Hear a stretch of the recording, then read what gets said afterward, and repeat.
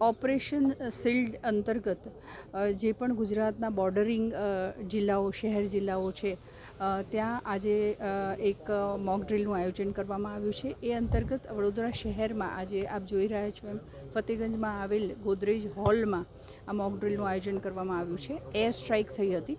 Air strike થતાની સાથે જ police control રૂમને એક મેસેજ કરવામાં આવ્યો હતો। પોલીસ કંટ્રોલ રૂમ દ્વારા અલગ અલગ એજન્સીઓ જે આની સાથે સંકળાયેલી છે એને મેસેજો કરવામાં આવ્યા હતા। પ્રથમ BDS ટીમ પોલીસની આવ્યા હતા અને આ આખા એરિયાનું સર્ચ કર્યું હતું જેથી બીજો કોઈ બોમ્બ કે એવું હોય તો વધારે કેઝ્યુઅલ્ટી ન થઈ શકે એની માટે પહેલાં સર્ચ કરવામાં આવ્યું હતું।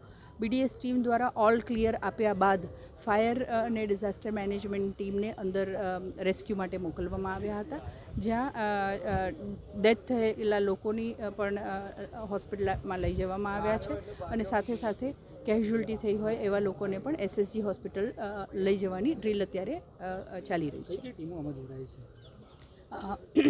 ફાયર પોલીસની ટીમ, BDSની ટીમ, લોકલ પોલીસ, ફાયરની ટીમ, મેડિકલની ટીમ અને NCC અને ડિઝાસ્ટર મેનેજમેન્ટ, સિવિલ ડિફેન્સ